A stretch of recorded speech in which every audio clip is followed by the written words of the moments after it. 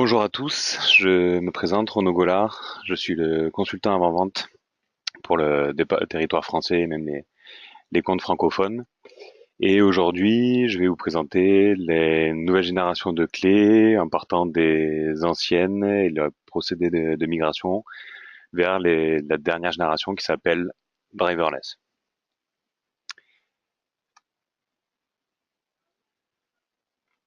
À l'agenda du webinaire d'aujourd'hui, je vais vous proposer de revoir assez rapidement. Le but n'est pas de perdre trop de temps sur l'historique de nos clés, tous les modèles que nous supportons à ce jour.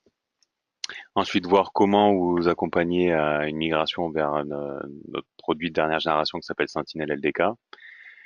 Faire un descriptif un peu plus détaillé de LDK avec le composant EMS. Ensuite, voir comment vous accompagner de manière optimale durant cette phase de migration avec nos équipes de consulting et services. Et à la fin, une démo assez rapide pour vous montrer comment avec Sentinel LDK, on arrive à facilement graver une clé, une licence sur une clé.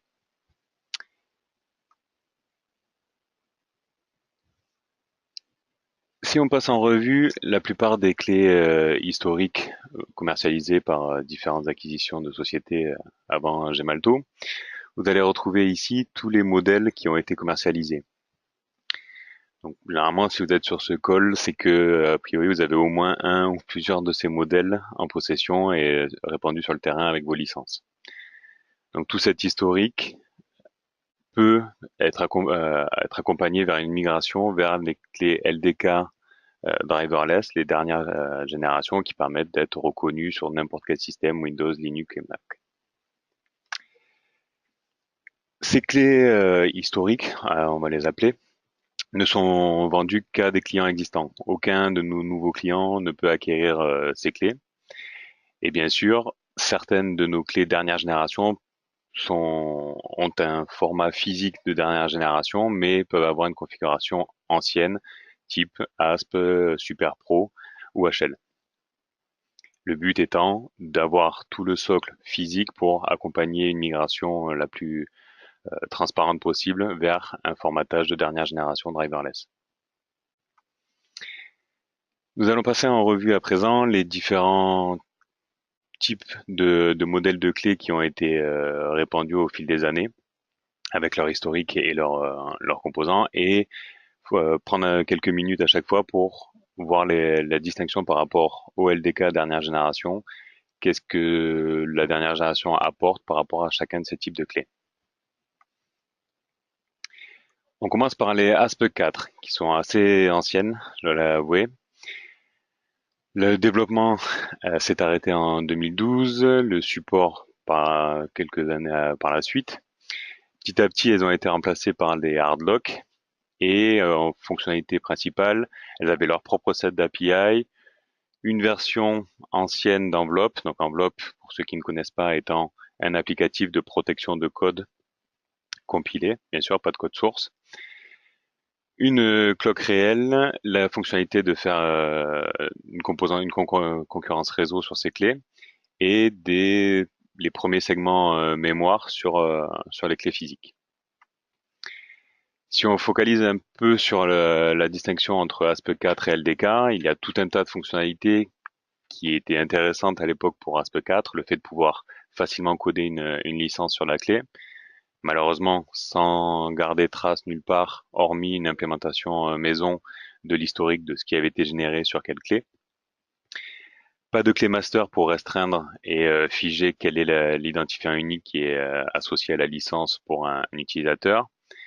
Et des mises à jour sans gestion d'état, ce qui permettait des fois des corrélations entre la vision terrain et la vision lors de l'émission de la clé au sein de nos clients. Pour la partie LDK, bien sûr, on va retrouver le fait d'avoir maintenant la possibilité au sein d'un même composant de faire aussi bien de la protection physique que de la protection logicielle, une fonctionnalité de démo. Bien sûr, le fait de ne plus avoir à charger de drivers de compatibilité pour les OS cibles.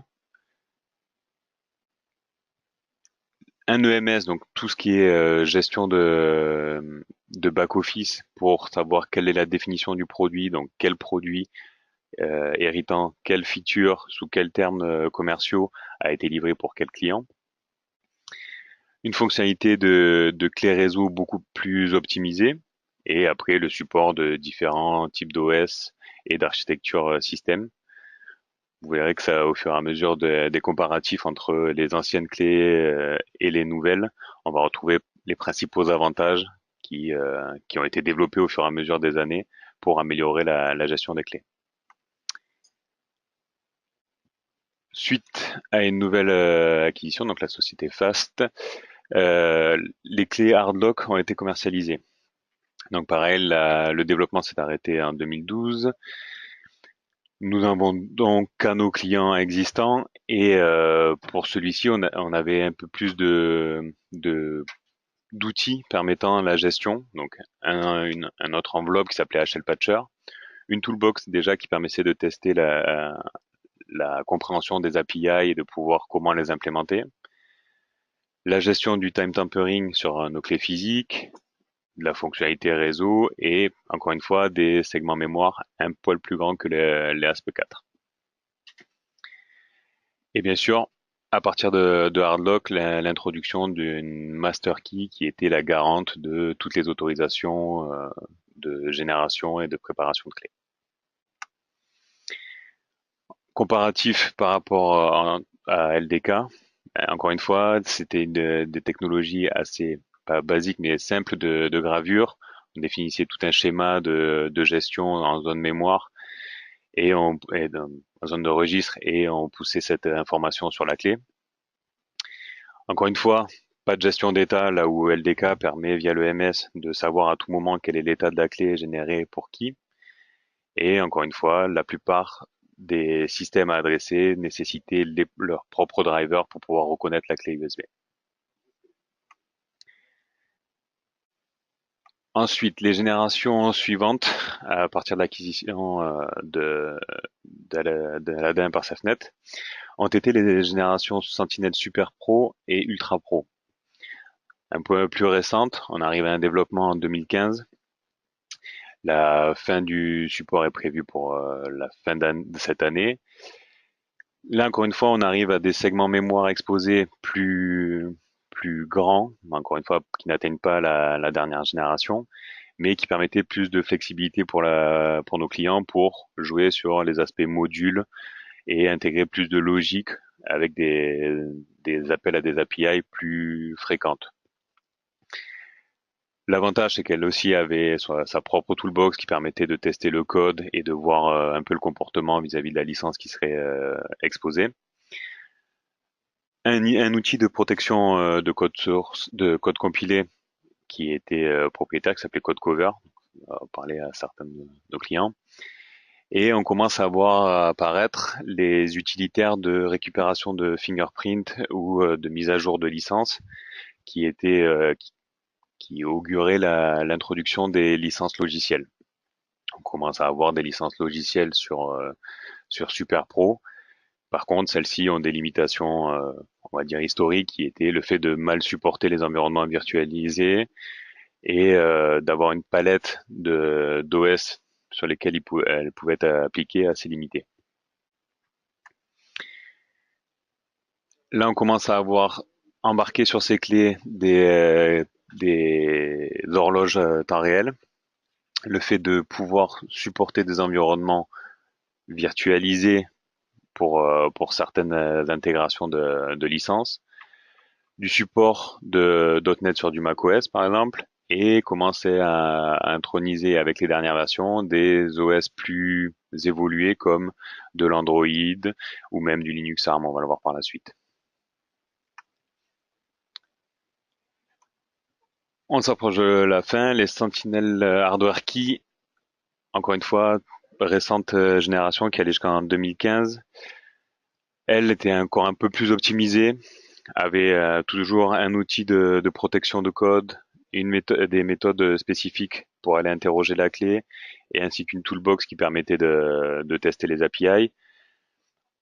Toute la préparation du codage de la clé passait par un license manager Et bien sûr, un utilitaire de gestion de cycle de vie de clé avec la mise à jour de la licence directement sans avoir à rappeler la clé physique dans les locaux du fournisseur de logiciel.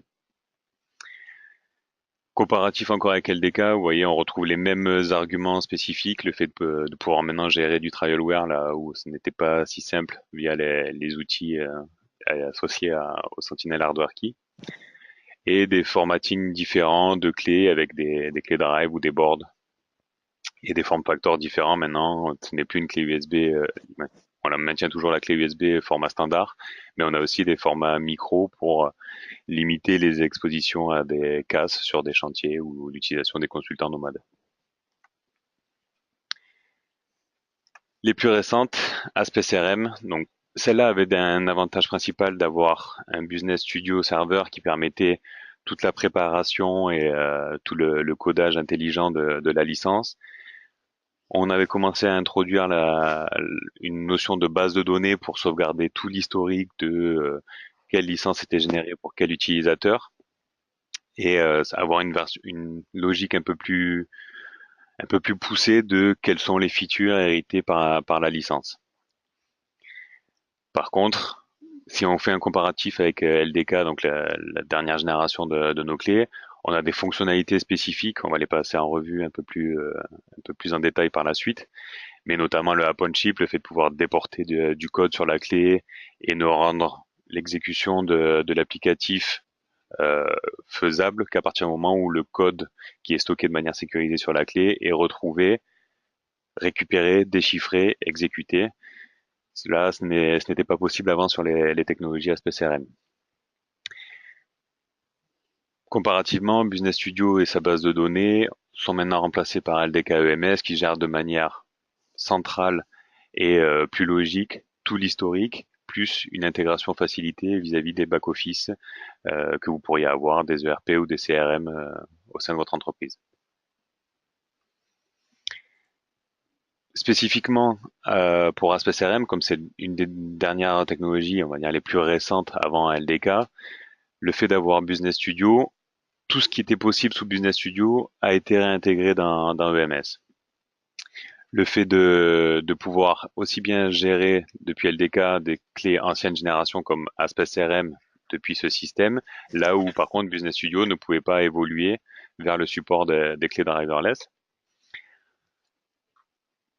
Tout ce qui est, on va dire, ancienne génération, donc Aspect CRM, Super Pro, Ultra Pro et Hardlock peuvent être migrés vers des clés driverless via une conversion depuis LDK EMS.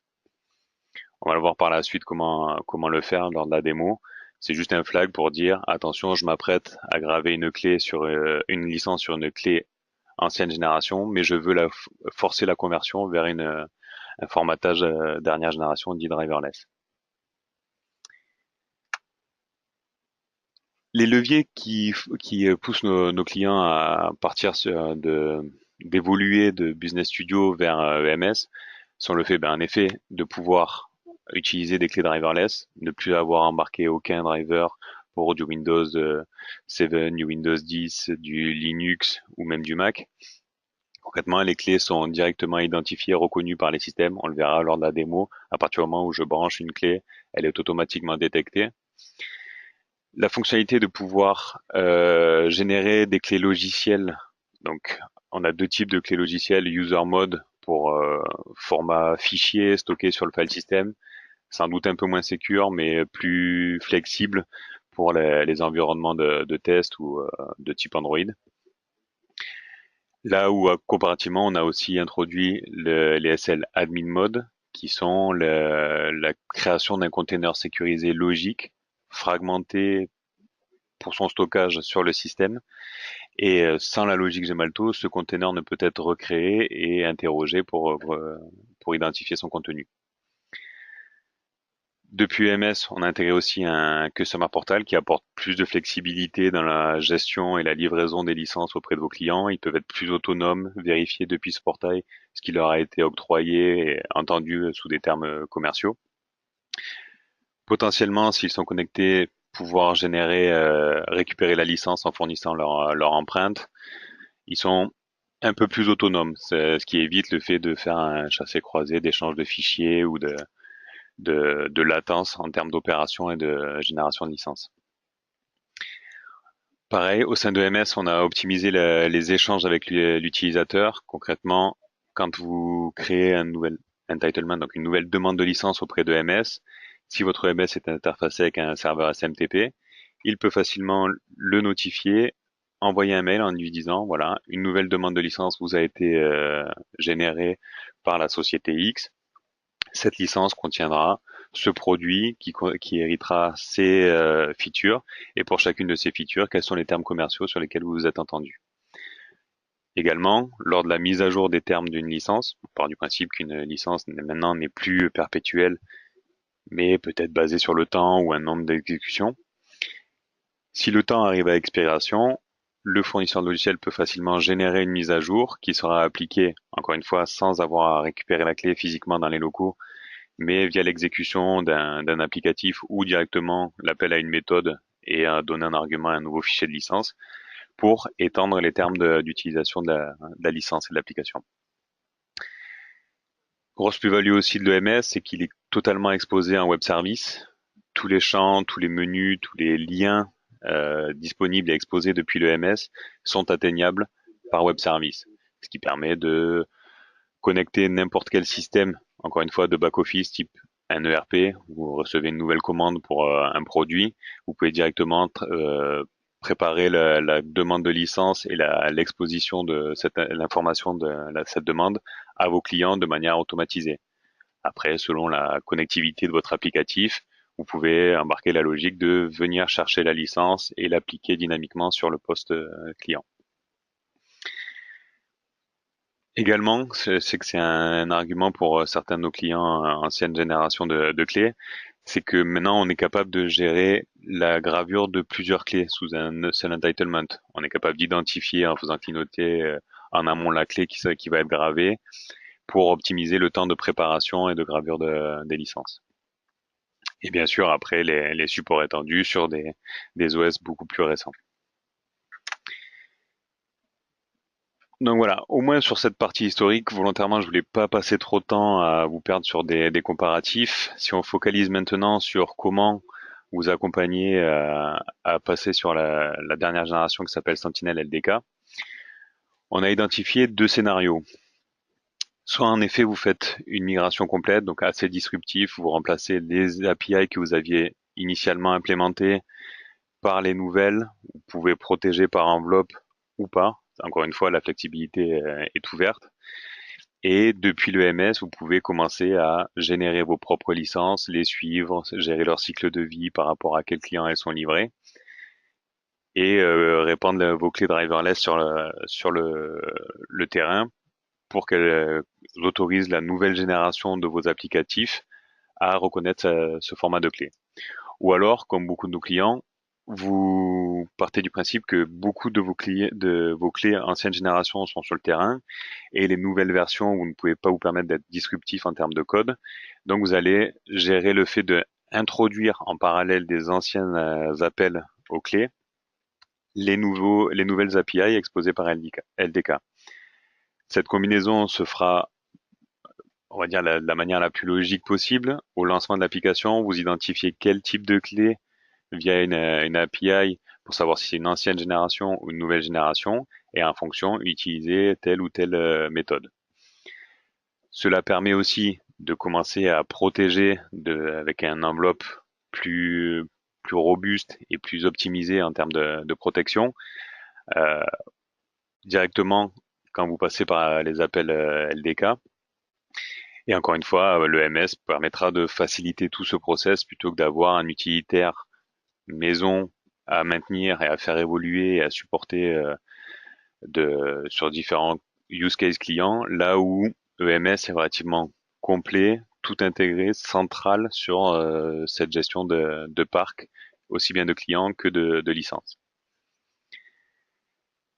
La notion importante, c'est que depuis l'EMS, encore une fois, les clés qui sont commercialisées à présent sont toutes un form factor driverless avec des configs spécifiques, SuperPro, HardLock, SRM ou même HL qui permettent, dans le cycle de vie et avec l'introduction de Sentinel LDK, de les mettre à jour, même des clés qui sont sur le terrain, on va dire récentes, que vous auriez propagées. Vous pouvez, lors de la génération d'une nouvelle licence via LDK, dire cette clé, quand je vais mettre à jour ces termes, je veux la convertir vers une driverless pour bénéficier des fonctionnalités propres à cette technologie. C'est vraiment un élément important qui facilite la conversion des clés existantes vers la nouvelle génération. Pour vous accompagner, même la migration, si vous étiez un client Aspect CRM et que vous aviez Business Studio déjà de configurer chez vous, avec sa propre base de données, on a des guides d'accompagnement vers cette migration qui permettent en effet de prévoir l'installation d'un Sentinel LDK avec son EMS et d'exécuter un utilitaire qui va prendre tout l'historique de la base de données EMS, la configuration qui a été définie, et de pouvoir l'injecter dans EMS et sa base de données. Si maintenant on focalise un peu plus sur LDK et son composant de gestion de clés et de parc client, EMS, il faut voir le EMS comme vraiment une interface web qui parle à une base de données SQL Server derrière, qui permet d'être intégré à n'importe quel système à partir du moment que ce système interne chez vous puisse communiquer un web service. La protection se fait par une clé bleue master key, donc pour les utilitaires ASP, pour les clients de technologie ASP SRM, vous connaissez déjà cette clé qui régit un peu les termes commerciaux que vous pouvez avoir avec SafeNet et Gemalto. À partir de ce système-là, vous pourrez voir qu'est-ce qui vous est octroyé pour savoir combien de licences vous pouvez générer, quels sont les modules optionnels de MS auxquels vous pouvez accéder aussi, comme le Unlock Product pour faire de la démo ou une licence non bloquée pour protéger un applicatif sans forcément tracer sa répansion sur le terrain. Ce système EMS permet aussi d'être, comme je vous le disais, intégré avec des CRM. Si par exemple vous avez une base de gestion par client, au moment d'une nouvelle commande déclenchée par un ERP, vous pouvez récupérer des informations d'un CRM et populer directement le schéma de client de la base EMS. On a, comme je vous le disais, un portail client à exposer, faciliter l'autonomie, optimiser l'expérience utilisateur. Et depuis le LDK 7.7 qui date de fin d'année dernière, on a commencé à introduire la fonctionnalité de Channel Partner qui permet de taguer quelle est la licence qui est associée à quel partenaire afin que celui-ci puisse la faire activer par un client final. Concrètement, LDK, beaucoup de nos clients nous demandent mais qu'est-ce qui est réellement derrière ce produit? Donc on va retrouver au centre ici des librairies de protection, donc ça peut être aussi bien de la recherche de licences, de la gestion de licences, de l'interrogation de zones mémoire, de l'encryption et autres, des méthodes qui permettent toute cette récupération d'informations. Mais aussi un EMS serveur, donc la web app qui parle en front d'une base de données qui va être, encore une fois, auditable puisqu'elle va contenir toute la définition de vos produits, les versions de vos produits et surtout quelle licence basée sur quel produit a été livré à quel client, en incluant bien sûr les termes commerciaux. Un utilitaire, donc enveloppe, qui est familier pour certains, donc de protection de code, qui gère jusqu'ici des applicatifs .NET, Java, des .so pour Linux, des langages copiés, donc n'importe quel exécutable compilé. Et encore une fois, une toolbox qui, elle, va exposer toutes les méthodes contenues par les librairies LDK et directement générer le code correspondant dans la plupart des langages utilisés sur le marché pour pouvoir tester même une licence. Donc on va le voir par la suite lors de la démo. Cet applicatif est vraiment apprécié parce que le mapping de chacune des méthodes est transcrit dans une vue code et ce code peut directement être copié-collé et intégré dans votre applicatif pour effectuer des étapes que vous prévoirez dans votre workflow de vérification de licence ou de consommation d'informations. Ces 5 composants-là permettent Sentinel LDK de générer aussi bien des clés physiques dites Sentinel HL, driverless génération, ou convertir des anciennes générations en driverless, et des clés dématérialisées dites Sentinel SL. Si on passe un peu de temps sur les points, on va dire, importants de migration vers LDK par rapport aux anciennes générations, j'ai synthétisé un peu cela en deux grandes parties, l'aspect sécurité et l'aspect licensing, mais au sens du terme, facilitation de gravure, de gestion de clés. Côté security, en effet, enveloppe, comme je vous le disais, on l'a amélioré, on fait une protection multiniveau avec de l'offuscation, de l'encryption, de, du déplacement d'un tree point ou même de l'injection de code aléatoire en mémoire pour éviter le code tampering. On va jusqu'à intégrer de la whitebox crypto pour sécuriser le channel de communication. Donc vraiment, il a été optimisé pour atteindre des standards de protection récents et robustes. On a introduit, comme je vous le disais, des clés dématérialisées qui atteignent un niveau de sécurité proche des protections physiques, là où la protection physique garde quand même une petite avance avec un chip, le fait, comme je vous disais, d'être capable de déporter du code sur la clé USB.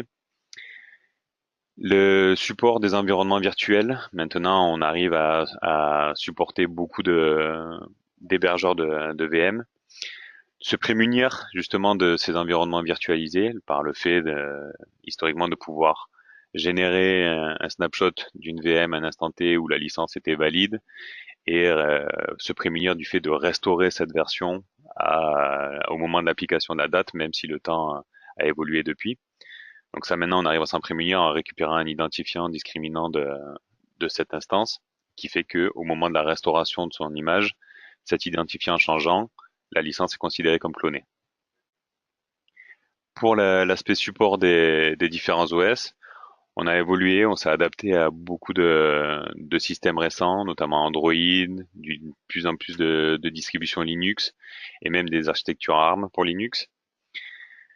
Sous peu, on va commercialiser, répandre sur le terrain la version de LDK 7.8 qui permettra de désactiver une clé ou même de se protéger contre on va dire des manipulations de plateformes sous le cloud Azure pour éviter justement que vos licences ou que vos applications puissent être répandues sans aucun contrôle ou sans aucune limitation par vos clients. Pour l'aspect gestion de licences et gestion de cycle de vie de vos licences, donc je vous disais, EMS, système central qui agrège beaucoup de fonctionnalités de gestion et d'optimisation de processus. Interface en web service pour faciliter les échanges avec d'autres systèmes, ou même depuis vos postes clients, encore une fois, s'ils sont connectés, de pouvoir échanger et récupérer leur licence dynamiquement. Grosse plus-value de ne plus avoir à embarquer les drivers spécifiques aux OS d'intégration des clés historiques. Maintenant, elles sont reconnues par tous les systèmes. Changement des gestions de logique de licence, puisqu'en fait, beaucoup de nos clients, vu que la licence ne le permettait que de truster une application au global et de gérer la fonctionnalité module, soit par une solution maison, soit en utilisant la zone mémoire, qui était limitée. Par exemple, je crois à Hardlock, c'était 32 octets, ce qui est assez limite pour une gestion de modules. Maintenant, on a vraiment une logique de dire ce produit va être composé par telle feature, associer un feature ID différent pour chacun des fonctionnalités.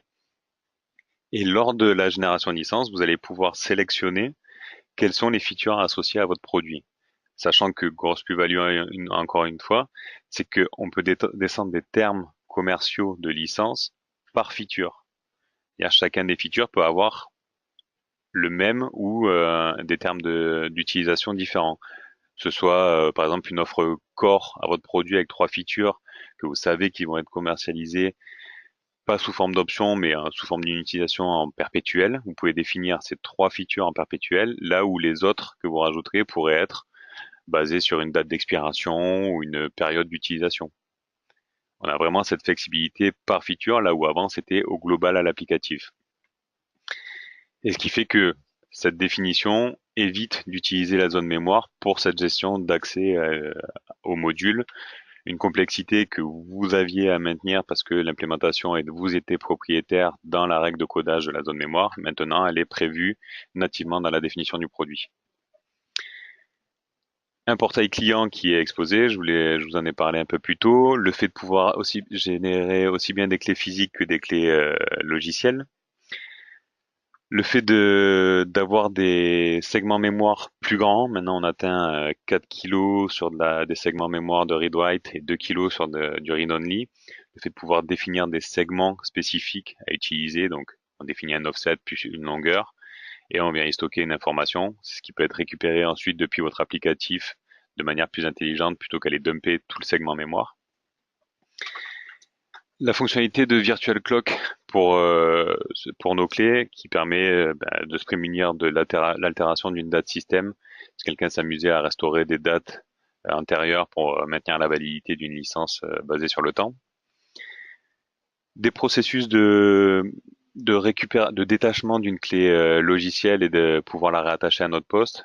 Concrètement, l'évolution des clés physiques vers des clés logicielles relève les avantages et les inconvénients de chacun. La flexibilité qu'on avait sur les clés physiques de pouvoir la détacher d'un poste et la faire porter sur un autre poste a été traduite justement par le procédé de rehost pour une clé SL qui part du principe que vous pouvez détacher une clé dématérialisée d'un hôte vers un autre à condition que l'identifiant unique de ce nouveau poste ait été fourni lors de l'export.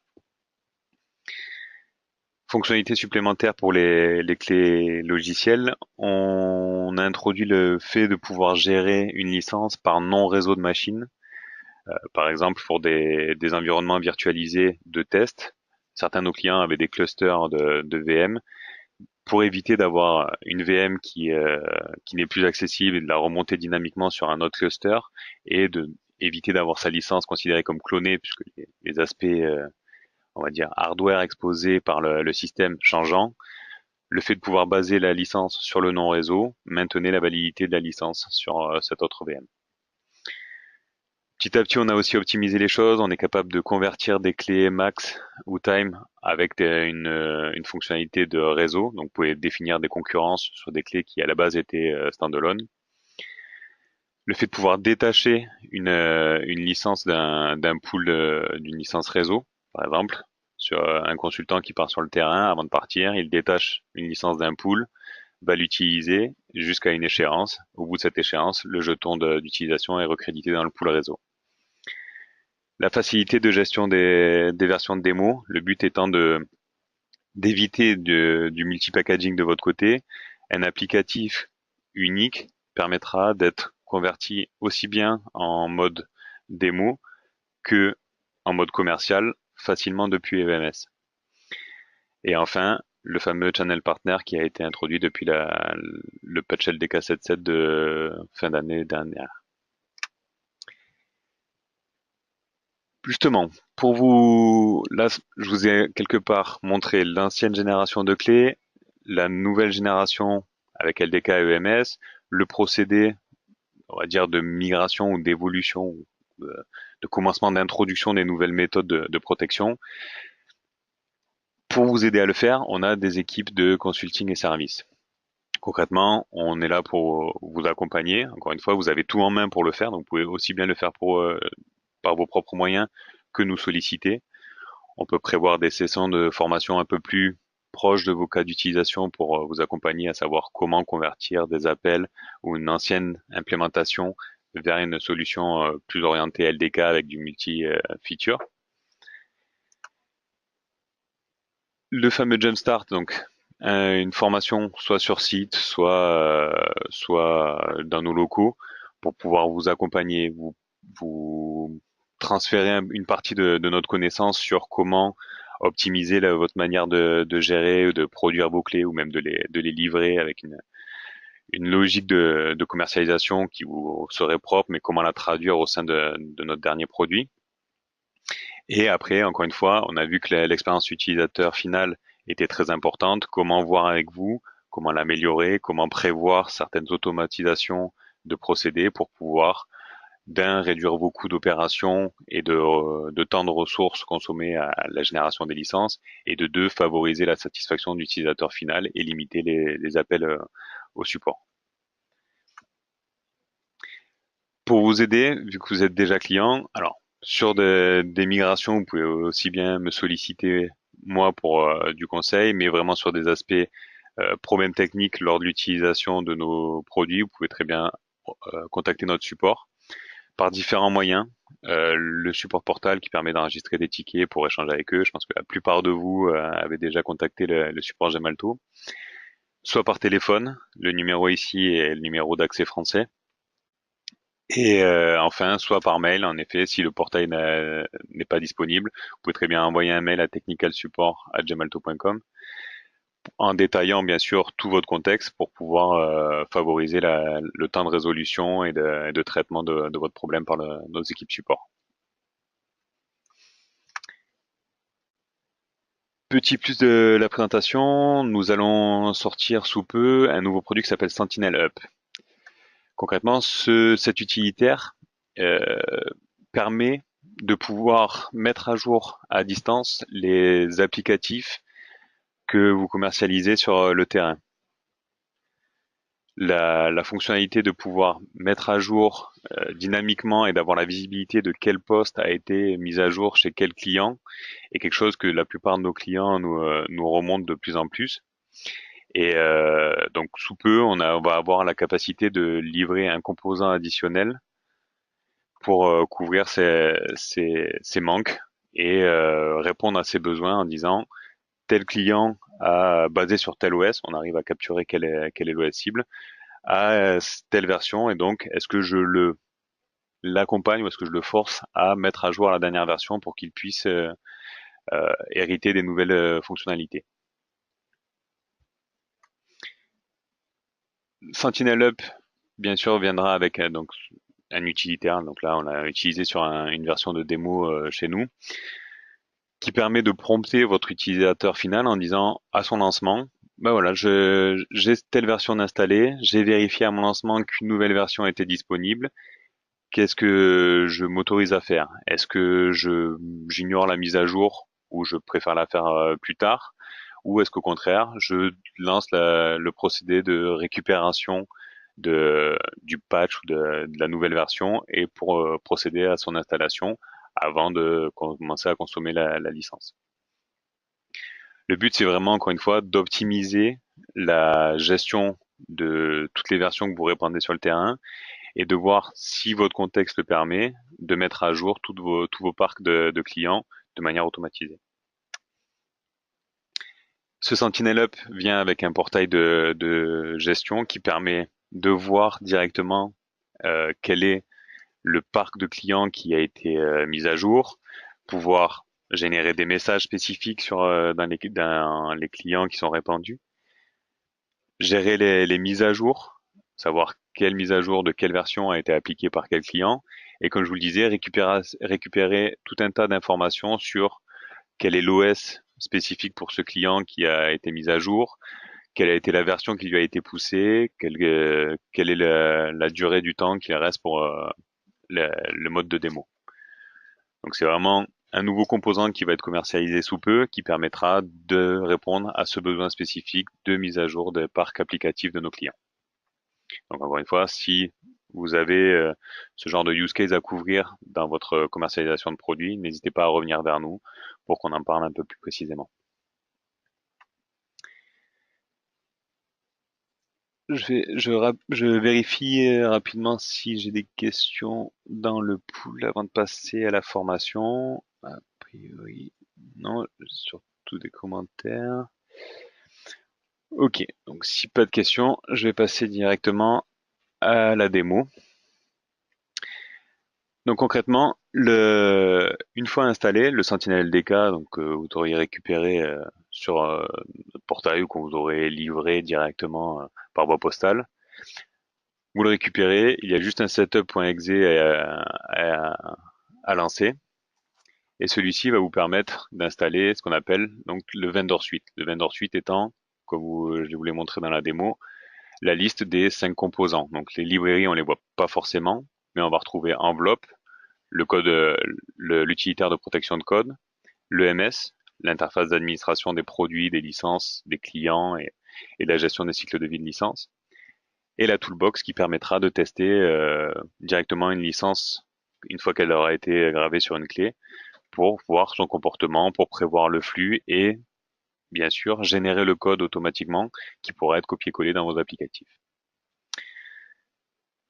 Si je passe quelques minutes sur Envelope, c'est un utilitaire encore une fois qui est indépendant de MS.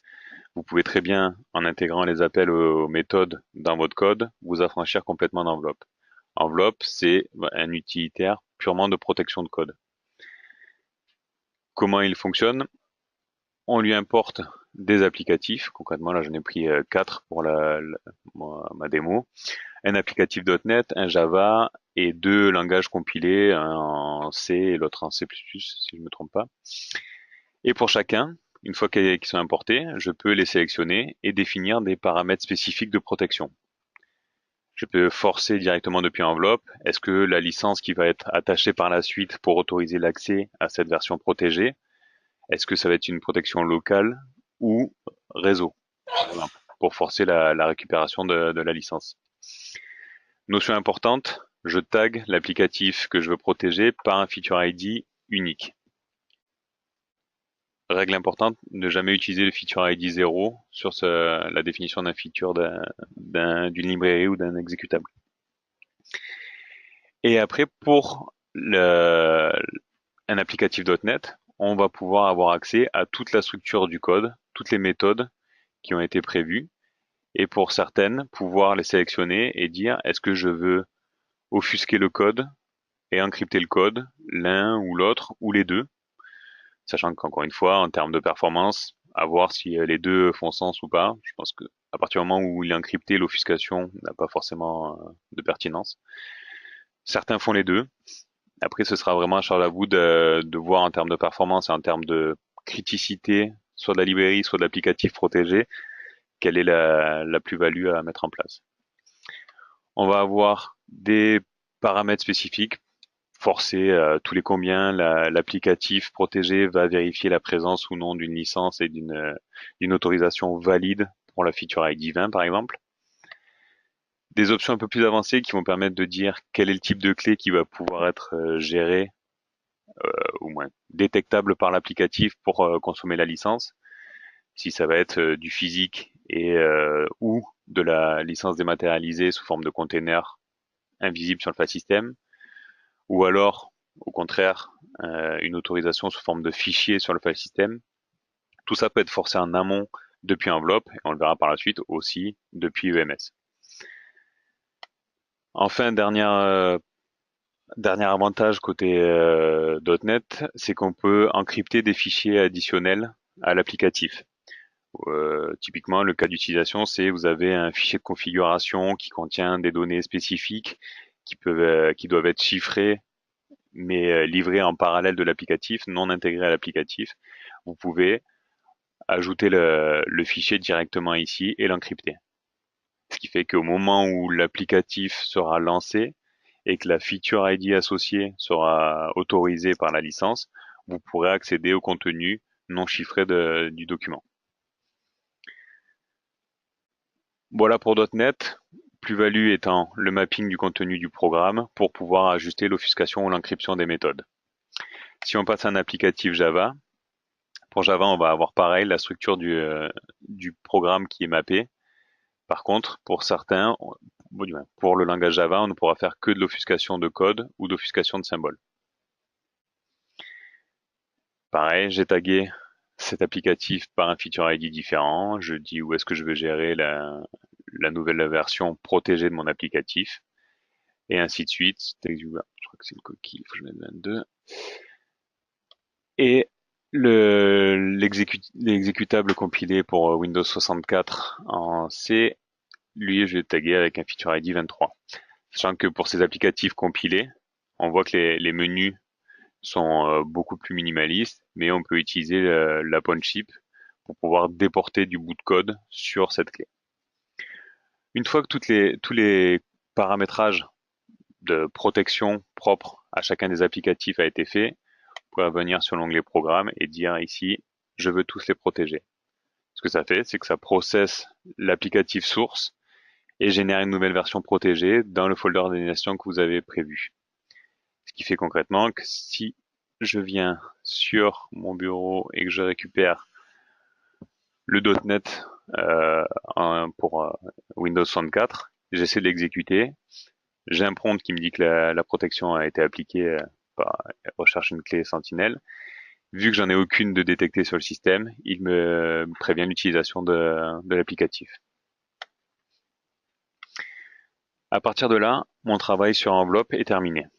Donc je peux fermer l'applicatif sans problème. J'ai toujours mes versions sources ici et mes versions protégées ici, donc sans problème. Maintenant, je vais venir sur EMS pour commencer à gérer et définir mon catalogue produit. Donc, il est atteignable sur le port 8080 /EMS/login. Utilisateur admin par défaut, mais sur vos starter kits, ils seront diversifiés. Et première étape, je viens d'un onglet catalogue et je vais traduire la logique que j'ai intégrée dans l'enveloppe sous forme de notions objets qui sont features et produits.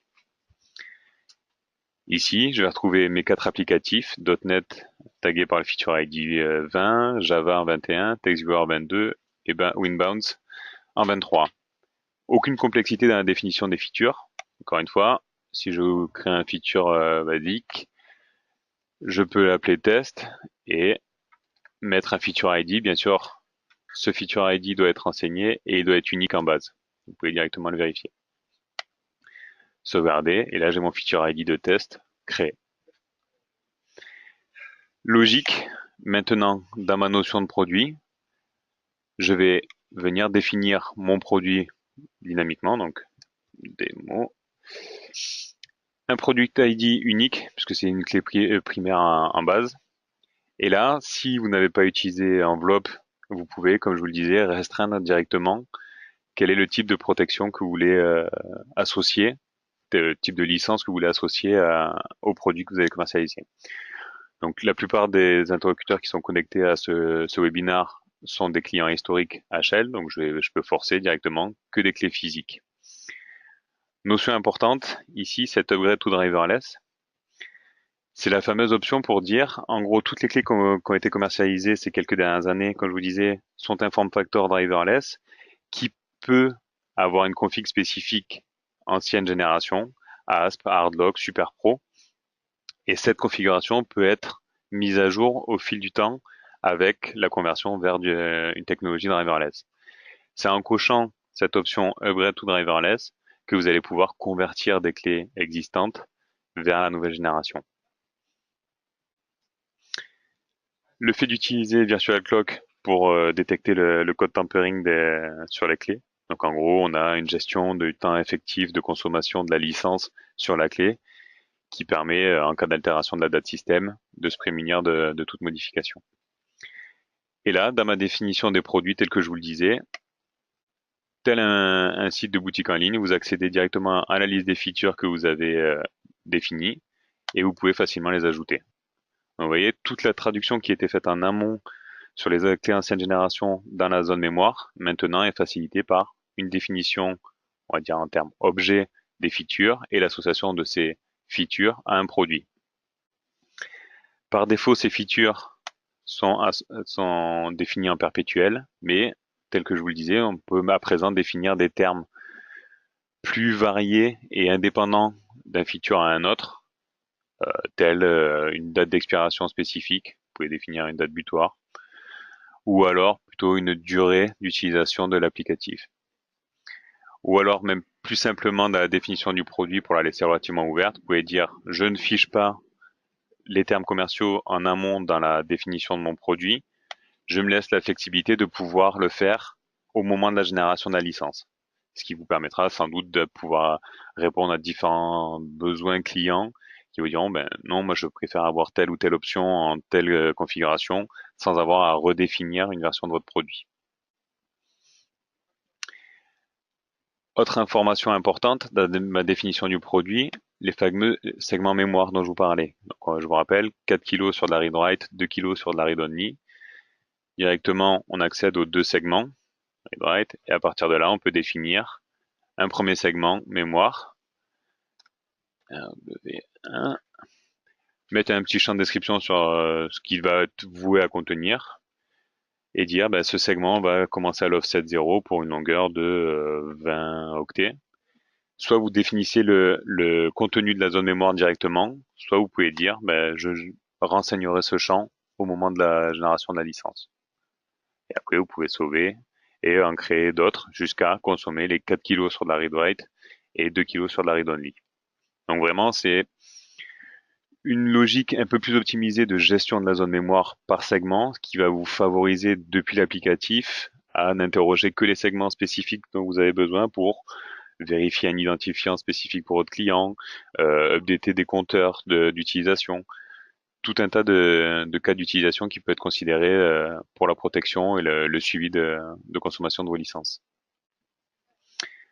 Pour le besoin de ma démo, j'ai créé un produit qui s'appelle MySoft qui contient mes 4 features protégées, donc .NET, Java, TextViewer et Winbound.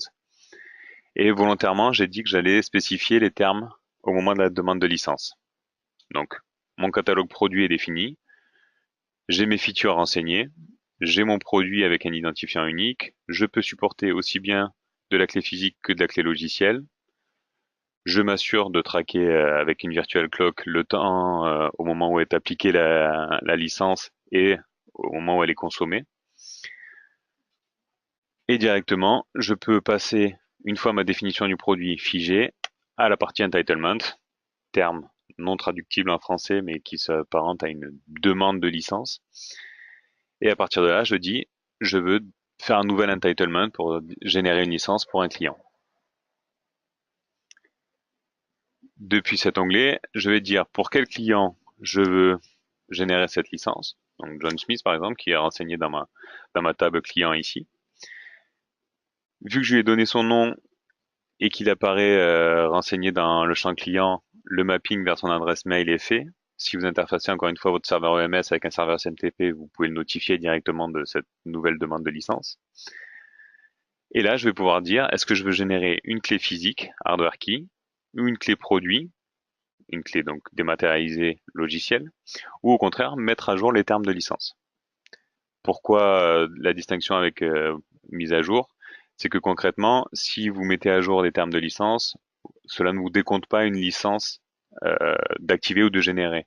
On part du principe qu'une licence qui a déjà été activée, si vous mettez à jour les termes, on ne reconsomme pas une nouvelle licence, juste en étant les termes d'utilisation. Donc pour les besoins de la démo, je vais faire une clé physique, nombre de clés à graver. Vous voyez que derrière un entitlement, on peut dire je vais être amené à graver 10 clés. Et donc EMS gardera en mémoire un compteur de gravure de clés pour savoir lesquelles sont processées, lesquelles restent à processer. Et là, tel un site de commerce en ligne, je vais récupérer dans ma liste des produits définis quel est le produit que je veux associer. Donc j'ajoute à ma définition. Dynamiquement ici, on voit que je ne peux produire l'entitlement qu'à partir du moment où j'aurai configuré mes termes de licence pour chacun de mes features. J'en sélectionne deux, je les configure avec des termes spécifiques, par exemple time period, on va mettre une utilisation à 20 jours. Je prends quelques minutes à ce moment-là lors de la définition des termes de licence pour montrer que la conversion d'une clé monoposte en réseau n'a aucune complexité. Si au moment de la génération des termes de licence, vous cochez ici concurrence, on voit ici que le flag réseau est coché automatiquement, si je décoche. Et à partir de ce moment-là, vous allez dire, pour ces features spécifiques que j'ai cochées derrière, je vais autoriser une concurrence de X.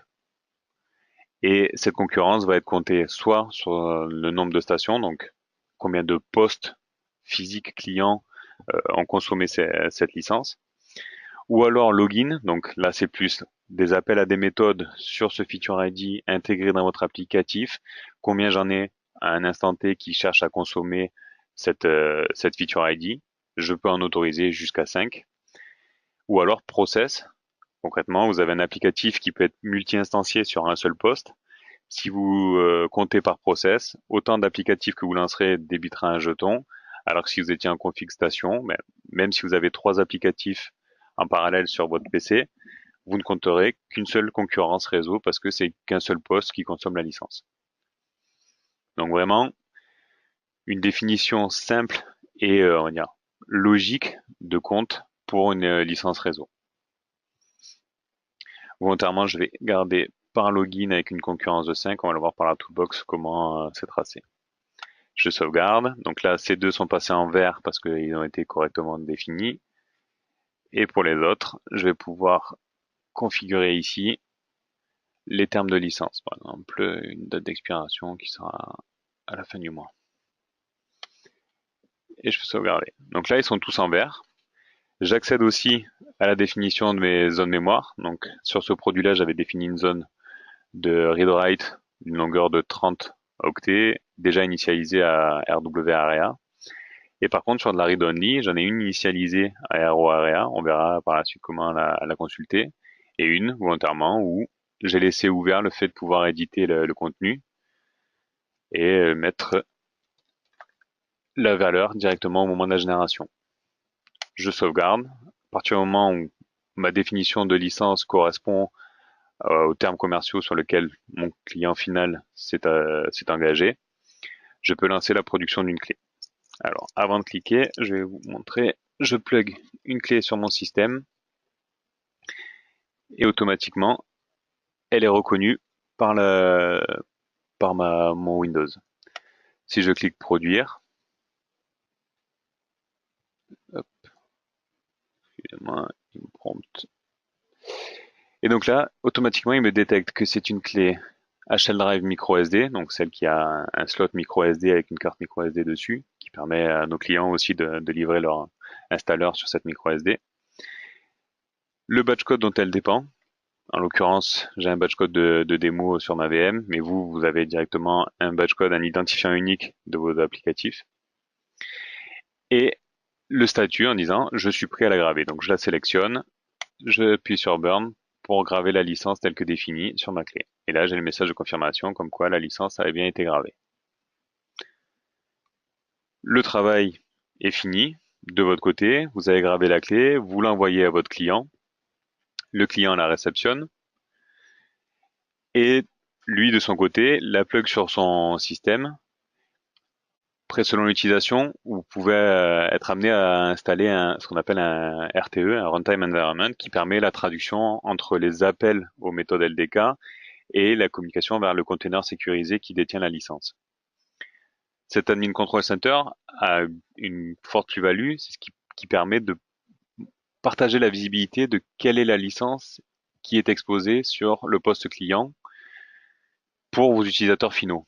Concrètement, une fois la clé détectée, il voit le type de clé qui lui est associé localement, son key ID, la configuration qui est appliquée sur la clé, et directement l'accès à quel produit est licencié. Donc on va retrouver MySoft, et quelles features sont associées. On va retrouver mes 4 features, 2 avec des time periods et une concurrence réseau à 5 sur le login, et les 2 autres basés à la fin, jusqu'à la fin du mois, jusqu'au début du mois en l'occurrence.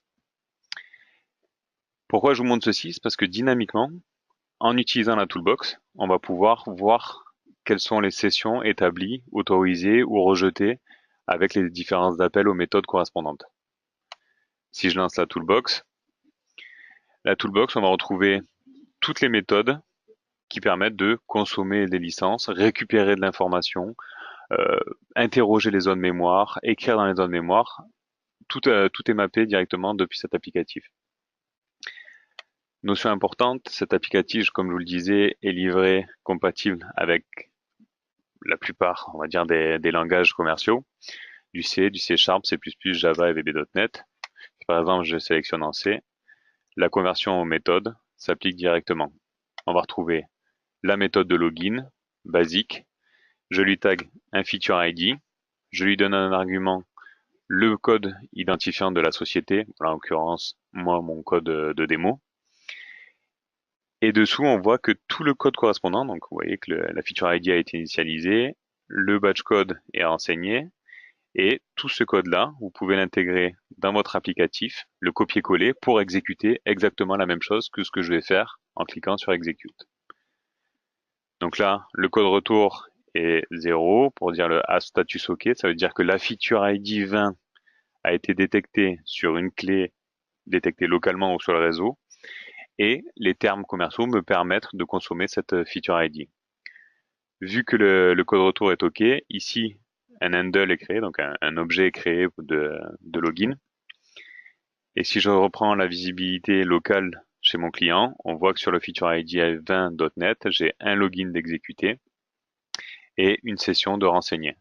Directement, si je clique sur le bouton session, je vois quel utilisateur, Renaud Goulard, depuis quelle machine a consommé quelle feature. Vraiment, cette visibilité locale apporte une grosse plus-value, ne serait-ce qu'en termes de troubleshooting pour savoir qu'est-ce qui est accessible, qu'est-ce qui reste accessible, pour combien de temps et qu'est-ce qui n'est plus accessible et pourquoi. La logique des logins, telle qu'elle est définie dans la première méthode, c'est qu'elle, par défaut, elle va faire une recherche locale et si elle ne trouve pas, elle fait un broadcast sur le réseau. Cette notion de broadcast n'étant pas appréciée par nos amis IT managers, on a introduit ensuite un login scope qui permet pour une feature ID de restreindre la recherche. Donc en gros, si vous voulez, dans mon cas, rechercher uniquement des dongles physiques, on va sélectionner HL only. Si on va chercher une protection locale qui peut être aussi bien physique que logicielle, on pourra faire local only. Dans mon cas, pour optimiser les temps de recherche, si je sélectionne local only, donc on a un argument, un scope en XML qui est appliqué, on vient restreindre le type de clé recherchée ou la rechercher. Là, il va faire aucun broadcast sur le réseau, il sait qu'il va forcément rechercher une clé monopost en local. Si je l'exécute, pareil, à status OK, l'objet est créé et directement sur cette feature, je vais retrouver ici hop, ma feature ID 21 cette fois qui a consommé une session. On voit que le timing des 20 jours a démarré à partir du premier login, là où sur ce feature-là, tant que je ne me suis pas authentifié sur la feature ID, le compteur des 20 jours n'a pas démarré. Notion importante, le compteur démarre au premier login. On va passer un peu de temps sur justement ce feature ID 21 qui a une concurrence à 5. Ce qui fait que je peux autoriser 5 logins concurrents. Aussi bien depuis mon applicatif que par divers postes qui consommeraient cette licence. J'exécute une deuxième fois, je crée un deuxième handle, une troisième fois, je vérifie que mes sessions augmentent, tout va bien. Jusqu'ici, je suis encore autorisé à créer des sessions. Quatrième, cinquième, et à partir de la sixième, j'ai le code retour 38, as too many users, ce qui fait que j'ai atteint le nombre maximum de logins sur la concurrence qui est définie sur ce feature ID. Comment elles sont visualisées? J'ai bien toutes mes features déclenchées par mon poste et par moi en tant qu'utilisateur de l'applicatif. Vraiment aucune complexité particulière sur le login. Chaque login a besoin d'un logout, donc je peux clarifier l'utilisation. Volontairement, j'ai gardé une session ouverte parce que maintenant, je vais vouloir accéder aux segments mémoire qui sont exposés sur les clés. Donc si je prends read only de 0 à 30 et si j'exécute l'applicatif, encore une fois, on voit que l'appel à la méthode asperread qui est ici, tout le code est directement mappé avec les paramètres que j'ai définis. L'offset à 0 est défini ici et la longueur à récupérer est définie ici. Si j'exécute l'appel, je vois directement quel est le contenu de mon segment mémoire. On va faire volontairement la même chose sur le read-write. J'exécute de 0 à 30, mais sur le read-write.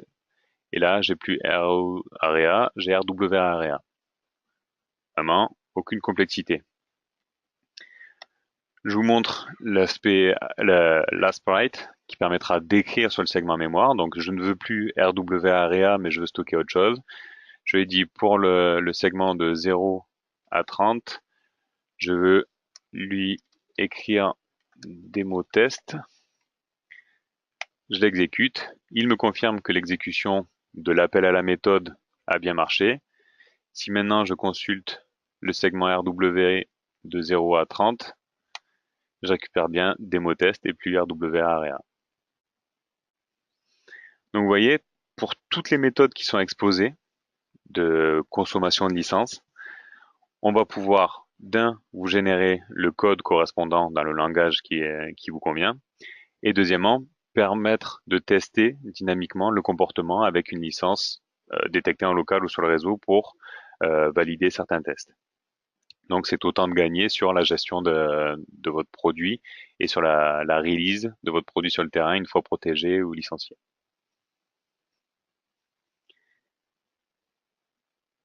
Si je focalise un peu plus sur d'autres méthodes, on peut récupérer des informations spécifiques. Quelles sont les clés accessibles? Les informations importantes sont que dans le code qui est généré, on peut jouer sur aussi bien le scope, donc encore une fois, où détecter la licence. Est-ce que je peux spécifier un licence manager réseau par son nom réseau, par son adresse IP, ou dans mon cas, forcer la recherche locale sur du physique, et des templates de récupération d'informations. Quel est le statut de la licence, les informations du licence manager, récupérer des informations propres à la feature, qu'est-ce qu'elle expose comme autorisation. Tout cela peut être configuré, on va dire, en argument et exécuté pour récupérer le code retour qui nous permettra d'interpréter qu'est-ce qui est exposé, quelles informations on peut utiliser lors de la recherche ou de la consommation d'une licence.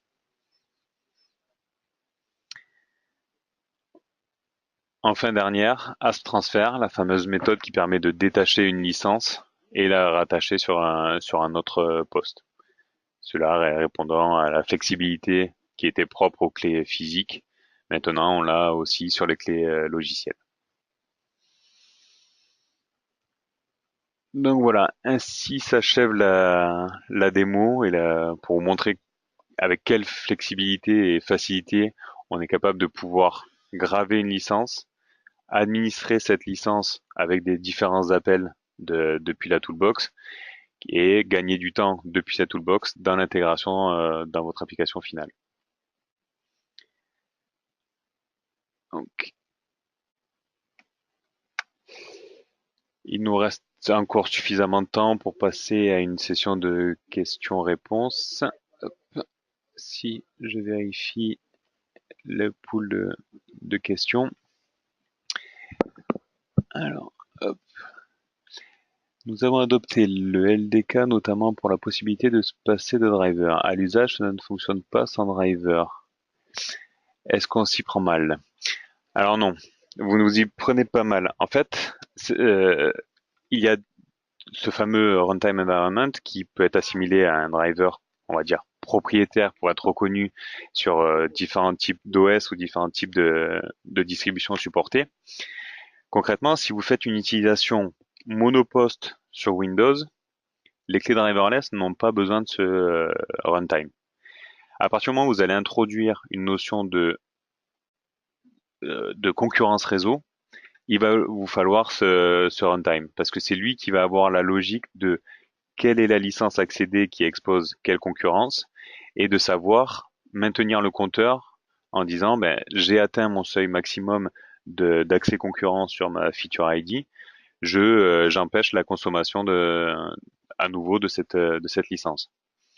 Donc vraiment il y a une notion au moins sur Windows de monoposte et réseau nécessitant ou pas le ASP.inst.exe. Par contre, sur Linux et Mac, le RTE sera nécessaire que ce soit du monoposte ou du réseau.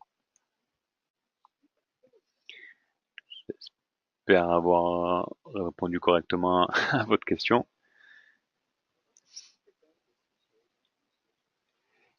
Donc, après, on me demande comment, à partir d'un utilitaire qui serait déjà implémenté par la société, pouvoir retranscrire la même logique avec LDK.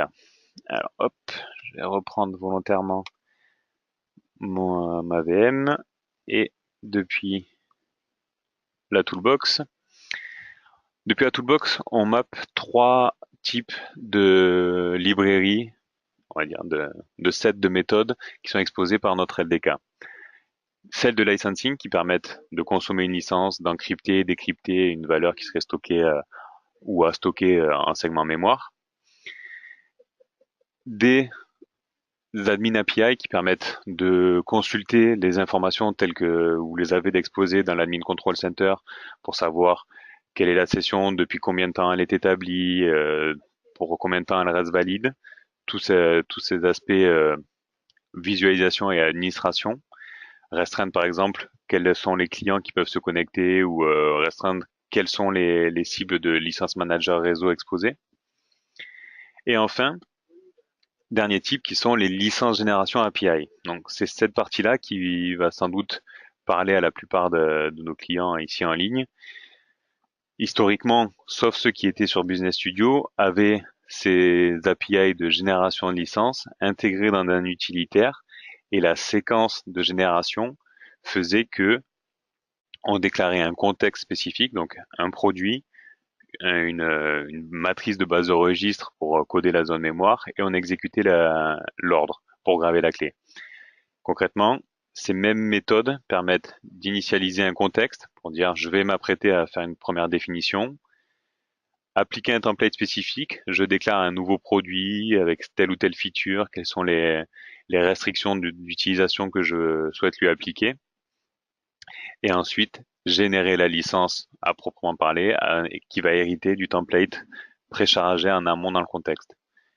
Donc vous voyez, quelque part, tout ce qui était possible de faire en termes de workflow de génération de licences, anciennement, soit par Business Studio, soit par un outil maison que vous auriez implémenté, peut être également converti avec les mêmes API LDK pour générer des licences driverless. Donc, encore une fois, la compatibilité, du moins la retranscription d'une implémentation est facilitée par cette toolbox. Tout ce qui était gérable avant par votre utilitaire maison ou Business Studio est traduisible sous LDK en utilisant les LeakGen API. Le seul truc, c'est que on ne va plus passer par le codage d'une zone mémoire à proprement parler, mais plus par une gestion et du multi-feature lors de la définition du produit et d'une gestion mémoire plus optimisée, on va dire plus fonctionnelle, pour dire tel segment peut correspondre à la vérification d'un paramètre additionnel tel qu'une clé privée, par exemple, que vous auriez stocké ou forcer un identifiant pour tel ou tel client pour être sûr que vos clients ne s'interchangent pas les clés. Comme ça peut être aussi la collecte, on va dire offline, d'informations sur combien de fois telle ou telle feature est accédée chez ce client, sachant que cette interrogation se fera offline. Vous n'avez aucun moyen de récupérer de manière automatique et connectée ces informations contenues sur la clé, telles qu'elles seront poussées. Donc vraiment le but, parce que si vous devez retenir vraiment quelque chose de ce webinaire, c'est que les anciennes générations, pour certaines, sont convertibles en driverless. Les procédés de migration tels que je vous les ai décrits sont soit vous êtes disruptif et vous changez les méthodes vers les nouvelles et commencez à commercialiser que des nouvelles clés, en partant du principe que vous allez convertir les anciennes à la nouvelle, au nouveau formatage. Soit appliquer justement la gestion de deux types de clés avec son set d'API et son comportement spécifique pour chacune des méthodes.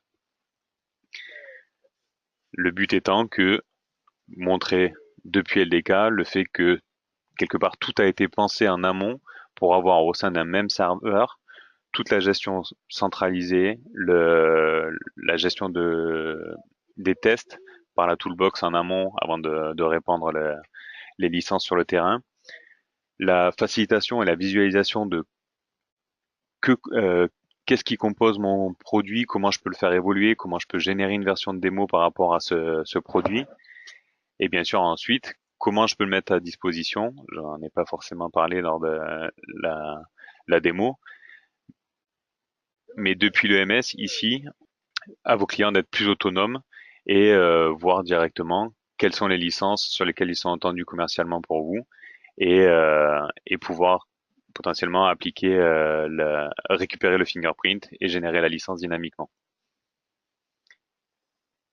A priori, on me dit que nous avons une question. Ah, attendez, pas forcément bien. Écran.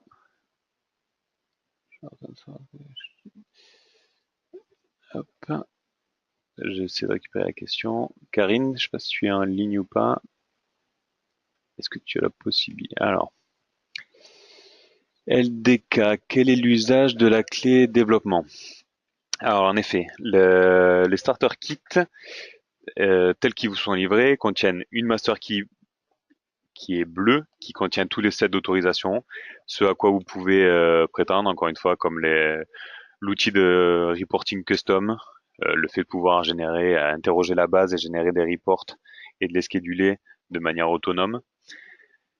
Des clés, donc la clé que j'ai gravée aujourd'hui, celle qui est la drive micro SD, qui contient une carte micro SD intégrée directement dans l'encablure USB, et une clé max en format micro, donc la toute petite, tel un connecteur Bluetooth qui permet de limiter les use cases de casse. Enfin, dernier élément sur le trousseau, on a une clé jaune appelée la Developer Key, qui elle, en gros, permet d'avoir les méthodes exposées pour des tests dynamiquement, au même titre que vous seriez sur le serveur EMS avec les librairies directement exposées pour pouvoir utiliser et tester vos licences, ou au moins l'implémentation des appels aux méthodes telles que vous intégreriez dans votre applicatif. Le but, c'est vraiment de faciliter le travail d'un développeur en tant que tel en lui fournissant tout le set de librairies pour être autonome sans avoir à connecter le EMS. Question supplémentaire. De plus, quelle est la différence en termes de gestion de licence limitée dans le temps entre une max driverless et une time? Alors, bougez pas. Normalement, sur les clés, je vais l'avoir ici. Je vais vous prendre la distinction de nos clés actuelles. Hop. Voilà. Donc, sur nos clés actuelles, on va retrouver ici en haut tous les formats que l'on commercialise. Les basiques qui n'ont pas de segment mémoire, les pros qui commencent à avoir des segments mémoire mais relativement limités, 112 bytes. Et à partir de la max, on commence à avoir des segments mémoire de 4 kg et 2 kg. La différence entre une clé max et une clé time se situe principalement ici. La clé time embarque une real-time clock, donc c'est une horloge interne qui n'est pas virtuelle, donc la précision est, on va dire, accrue, parce que en gros, à partir du moment où la licence est consommée, elle-même a cette gestion interne de consommation de temps. Cette horloge interne a une durée de vie de 4 ans. À partir du moment où les 4 ans sont révolus, elle bascule sur une configuration virtual clock. Maintenant, la distinction entre real-time clock et virtual clock, c'est que sur le virtual clock, on se base sur et la date d'activation et le temps effectif de consommation des features. Ce qui fait que même en cas d'altération, on vient avoir une gestion différente du temps sur le fait de dire je traque aussi la durée effective de consommation de l'application. Là où la real-time clock est relativement autonome et plus précise, elle gère elle-même le temps, que ce soit effectif ou de consommation, nativement, et sera plus, on va dire, moins permissive dans la durée d'autorisation de consommation de la licence. J'espère bien avoir répondu à votre question. Il y en a un, la gestion est interne. La deuxième est vraiment basée sur un temps effectif de suivi et de consommation de la licence. Hop. Peut-on protéger une application stockée dans l'App Store? Alors, et peut-on protéger une application OS 10 sandboxed? Concrètement, la distinction, alors, on va d'abord commencer par l'application OS 10. À partir du moment où votre applicatif est, on va dire, intégrable au travers d'enveloppes pour être protégé, oui. que ce soit un exe, un war, un jar. Je vais vous montrer directement depuis enveloppe. Hop, pour détailler les arguments qui sont pris en compte. Si je veux ajouter un programme, voilà les types de formats qui sont supportés. Donc on a du jar et du war pour du Java, de l'exe, du DLL, de l'APK pour Android et du .so. Ce, à partir du moment où votre applicatif est compilé dans un de ces formats de compatibilité, vous pourriez protéger l'application pour du macOS 10. Après, c'est juste que pour ce type de déploiement, comme je vous le disais, vous aurez besoin d'un RTE, donc le fameux Runtime Environment, la couche de traduction et de gestion, on va dire, de concurrence réseau, qui sera à générer, donc soit sous forme d'exe pour Windows, mais pour un Mac, vous cocherez ici Generate une archive sous forme de tar pour Mac et pouvoir lui générer directement le runtime correspondant. C'est juste que voilà, l'applicatif protégé, lui, aura la logique via enveloppe de protection et d'interrogation de la feature ID correspondante, de recherche d'une feature ID correspondante. Et le RTE sera dédié à l'environnement Mac pour faciliter la communication sur ce type d'OS. On retrouve la même logique sur les distribs Linux.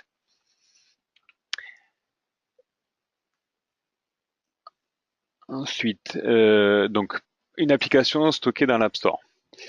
Alors pour ce use case spécifique, l'App Store étant, comme tout le monde le sait, assez restrictif et assez contraignant vis-à-vis des applicatifs protégés qui ne sont pas issus ou validés par les équipes de développement Apple. Euh, on, on peut, nous sur nos applicatifs de démo, on a un applicatif qui est protégé pour des tablettes type iPad. Malheureusement, on s'est heurté beaucoup de fois au fait de pouvoir la faire truster par l'App Store et le faire télécharger. Donc, selon le cas d'utilisation, je vous invite à me recontacter en parallèle afin qu'on puisse échanger sur votre cas pour savoir quelles sont les contraintes spécifiques de publication sur l'App Store ou même sur le Google Play Store. Question reçue. Pourquoi EMS n'utilise pas tout l'écran?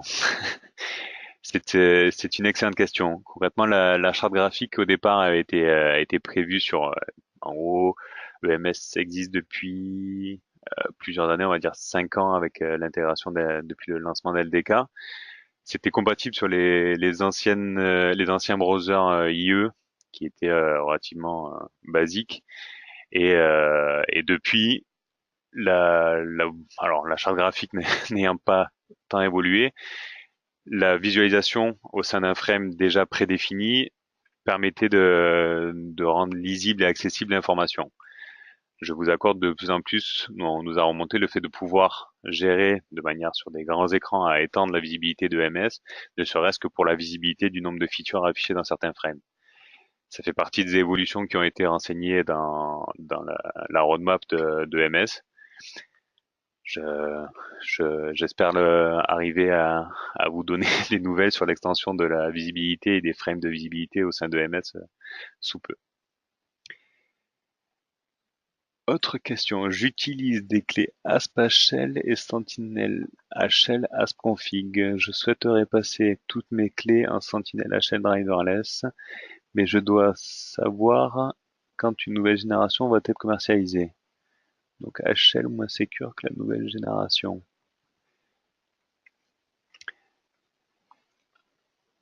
Alors, comme je vous le disais, les clés telles qu'elles sont commercialisées ont toutes une config, on va dire, une config physique driverless. Les dernières pouvant avoir par-dessus, au lieu d'avoir une config driverless logique, une config spécifiquement hardlock. Donc en effet, vos Sentinel hardlock, vos ASP hardlock, peuvent être convertis par la suite au moment d'une extension de licence, par exemple. Vous identifiez une licence qui aurait déjà hérité des termes commerciaux, vous la mettez à jour. Si votre produit sur lequel vous mettez à jour a la fameuse checkbox en disant je peux upgrader en driverless, au moment de l'application de la mise à jour, que ce soit un exécutable ou un fichier V2C qui va étendre les termes, la configuration va changer dynamiquement. Et donc, auquel cas, le, le check que vous auriez intégré dans votre applicatif à dire est-ce que je détecte une clé ancienne génération ou nouvelle génération, va à présent détecter une nouvelle génération et donc baser les appels API sur les derniers LDK API et plus sur les anciennes hardlock. Cette explication vaut aussi sur les ASP config, qui est en gros pareil, une compatibilité qu'on offre sur nos clés driverless récentes. Cette compatibilité pouvant être mise à jour dynamiquement sur le terrain avec un fichier de mise à jour V2C ou un exécutable de la licence telle que générée initialement.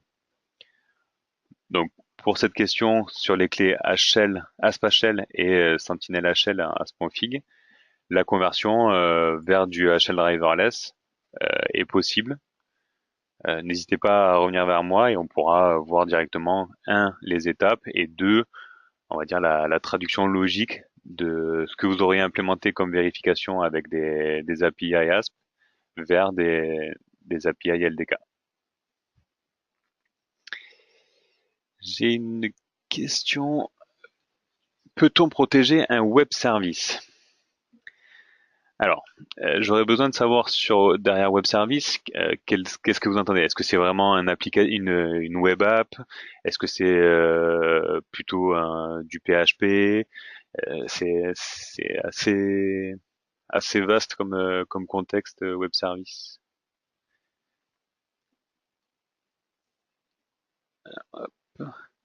Exe ou DLL sur un serveur 2IS par exemple. Alors oui, en effet, votre exe, vous avez plusieurs choix, soit ou même votre DLL, vous avez plusieurs choix. Soit vous passez par enveloppe pour le protéger, donc protéger votre code source, pour votre code compilé, pardon, pas votre code source, protéger votre exécutable de ce fait, au moment où l'accès sera fait, au moment du chargement, l'applicatif va de lui-même rechercher une licence locale ou sur le réseau, donc, généralement sur un web server local, là où le serveur de ZIS est installé. Il va rechercher la feature ID exposée par une licence correspondante. S'il la trouve, il permettra l'accès ou même le chargement de la DLL. Donc tout cela est possible. On l'a de plus en plus sur l'exposition de certains serveurs web où l'applicatif est régi par une licence locale qui, elle, expose une licence pour un certain nombre d'utilisateurs. Ce qui fait que chaque utilisateur, au moment où il accédera au module qui permet d'aller interroger la DLL, va déclencher au sein de l'applicatif un login spécifique, un login call spécifique pour consommer la licence. Et donc, de ce fait, vous traceriez les, les sessions concurrentes établies pour vos utilisateurs. Donc oui, encore une fois, un exe ou une DLL peut être protégé, forcer une mise sous licence, soit par enveloppe, soit directement par l'intégration d'appels aux méthodes. On l'a de plus en plus aussi avec les WAR, on nous le demande pour du Java, des web apps qui seraient chargés d'un des Tomcat, le fait de pouvoir protéger le WAR qui expose un certain contenu, via enveloppe, ce contenu étant protégé, au moment du chargement par le Tomcat ou l'Apache, la vérification de la licence pour faire sauter la couche de protection de l'applicatif est effectuée nativement. Nous utilisons actuellement des clés Max Micro. Vos équipes nous ont annoncé de nouveaux dongles compatibles. De quoi s'agit-il? Alors, si je reprends les Max Micro. Alors, pour moi, les Max Micro, donc ce sont ces formats spécifiques qui s'apparentent à des récepteurs Bluetooth pour des souris sans fil. Concrètement, on va dire, c'est le plus récent des form factors qui a été livré. Historiquement, pour LDK et même celles anciennes, on était plus sur des form factors plus longs, type USB classique, là où maintenant les micros euh, ont quand même une plus-value parce que, en effet, certains contextes clients étant exposés à de la casse ou à du mouvement, il est peut-être plus favorable de partir sur un form factor micro que mini. Et ensuite, on va dire les dernières avancées sont aussi le fait d'avoir surtout une micro SD ici. Donc on retrouve ici dans l'encablure USB le fait d'exposer, comme je vous disais, une micro SD qui est complètement agnostique du fournisseur de clés micro SD, peu importe, que ce soit SanDisk ou une autre, de sa taille, que ce soit du 8 Go ou du 64. Tout format de carte micro SD est reconnu et directement monté sur le système. Si je vous reprends la clé que j'ai fait détecter sur mon serveur, je vois que j'ai directement la partition exposée. Certains de nos clients l'utilisent, comme je vous le disais, pour livrer, une fois qu'ils ont descendu la licence à leurs clients, l'exécutable qui permet l'installation. Ça leur évite d'avoir à maintenir un serveur SFTP de mise à dispo d'exécutables. Ou alors même de la base documentaire inhérente et associée à l'applicatif livré. Sachant que sous peu, nous aurons un utilitaire qui permettra sur ce type de clé, donc celles qui contiennent une micro SD, de définir ce qu'on appelle une partition cachée sur cette carte micro SD, qui permettra en plus à vous en tant que fournisseur de logiciels d'aller stocker de l'information à faire vérifier dans une volumétrie plus grande que nos segments mémoire natifs sur nos clés. Concrètement, on sera plus limité à 4 kg en read-write et 2 kg en read-only. Là, quelque part, vous pourrez descendre une partition cachée, limite aussi grande que la carte SD qui est exposée, mais par contre, il faudra aussi vous assurer que votre client ne supprime pas ou ne sort pas cette carte SD de la clé USB lors de l'application. Sinon, auquel cas, si votre logique associée à cette micro SD est trop discriminante, on va dire, le fait de ne plus l'avoir d'exposer ne vous permettra pas d'aller interroger la partition cachée et récupérer les données que vous auriez descendues en amont lors de la génération de la licence.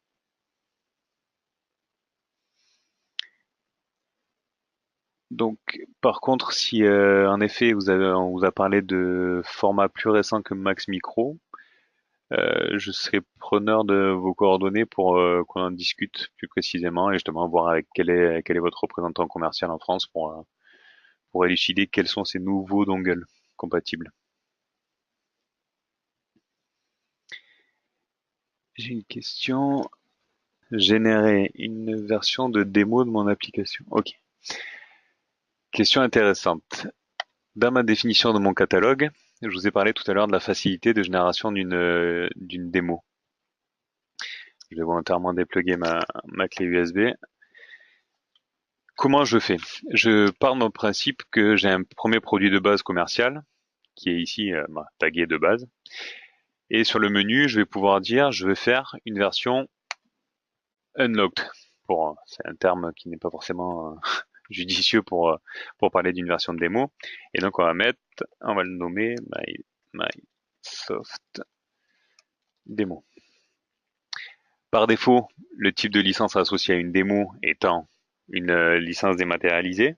Sinon, si vous voulez forcer une licence de démo pour un dongle physique, ce sera plus un entitlement avec une version time-based de l'utilisation de vos features. Là, pour évaluer une solution, on évite de contraindre le client final à gérer toute une partie process, aussi bien logistique pour des clés physiques, donc préparation, envoi, déclaration en douane si vous faites des livraisons internationales, et autres contraintes, on va dire, procédurières pour les clés SL typiques, qui sont je récupère un discriminant unique appelé fingerprint ou empreinte machine, et basé sur cette empreinte, je suis capable de générer une licence unique. Donc là, concrètement, ce qu'on fait, c'est qu'on va intégrer nativement dans la version de démo une licence dématérialisée en SL admin qui va restreindre l'accès et l'utilisation de l'applicatif pour une certaine durée. Donc je sélectionne mes cas de feature. Ils sont par défaut pour une démo taguée en time period. Je viens ici et je configure combien de jours j'autorise la démo. Est-ce que je vais supporter l'accès par remote desktop pour cette version? Est-ce que je supporte les environnements virtuels? Je sauvegarde.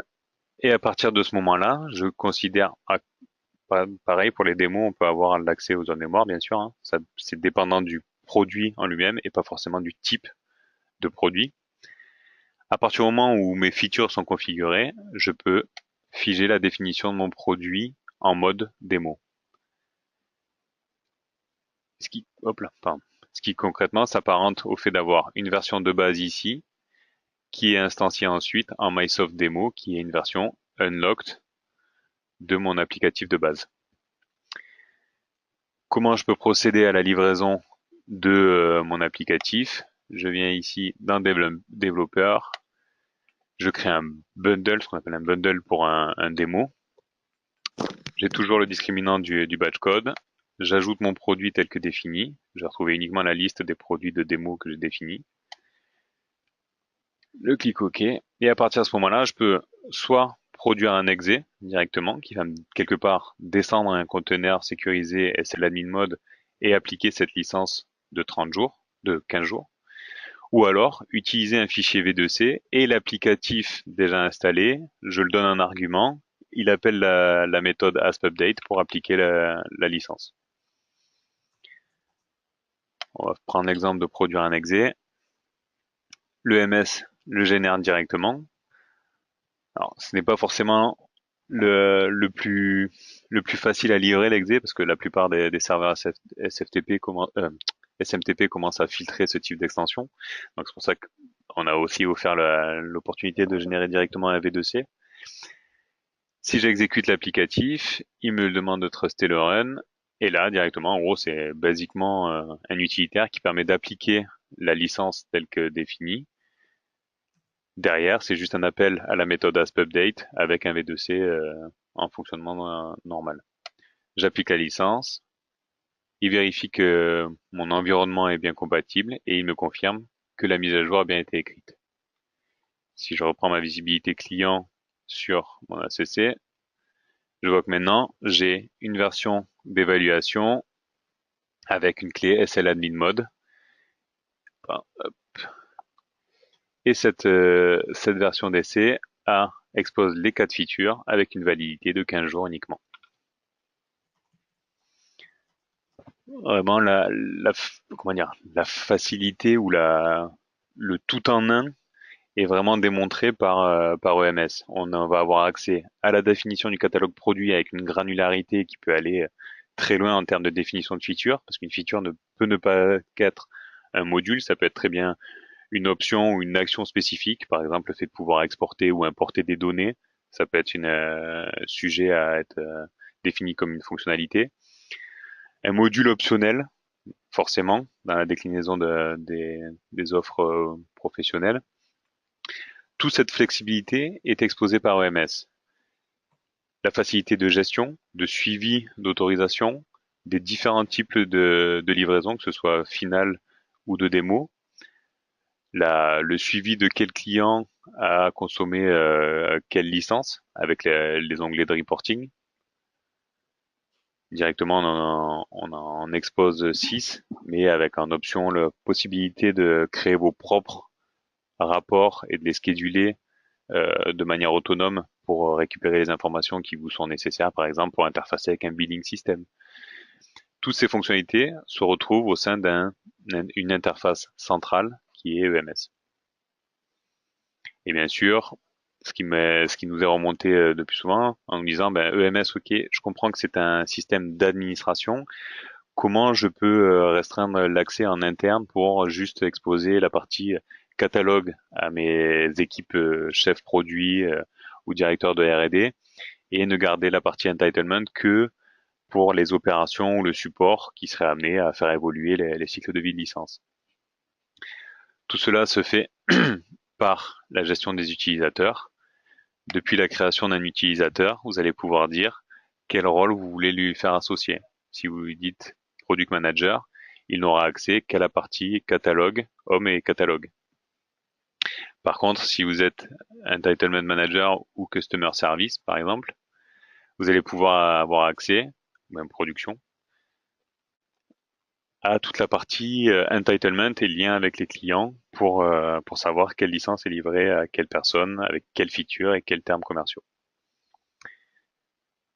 Donc vraiment, le but, c'est d'arriver à scinder tous les onglets exposés par OMS pour ne rendre visible que ce qui est nécessaire à tel ou tel profil. Et également, la partie Customer Portal, la fameuse web app qui est déportée pour l'expérience utilisateur. Celle-ci peut être aussi bien externalisée dans une DMZ qui serait exposée sur Internet pour vos clients à se connecter, et ce qui fait que votre OMS resterait dans un LAN propriétaire et privé qui sera accédé uniquement par votre infra au travers d'une passerelle réseau.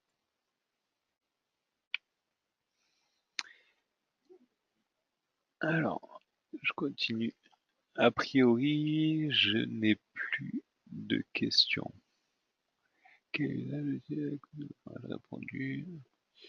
Karine, on n'a pas d'autres questions a priori? Dans tous les cas, même après ce webinar, vous pouvez Non, très... a priori, pas d'autres questions, Renaud. D'accord, super. Après ce webinaire, bien sûr, vous pourrez toujours me contacter directement par mail ou au travers de vos contacts commerciaux respectifs pour en savoir un peu plus ou pour un accompagnement et voir comment on peut vous proposer des solutions d'évolution vers une migration vers notre Sentinel LDK et nos clés dernière génération dites driverless. Je vous remercie beaucoup pour le temps passé et espère pouvoir échanger avec vous bientôt. Merci beaucoup. Au revoir.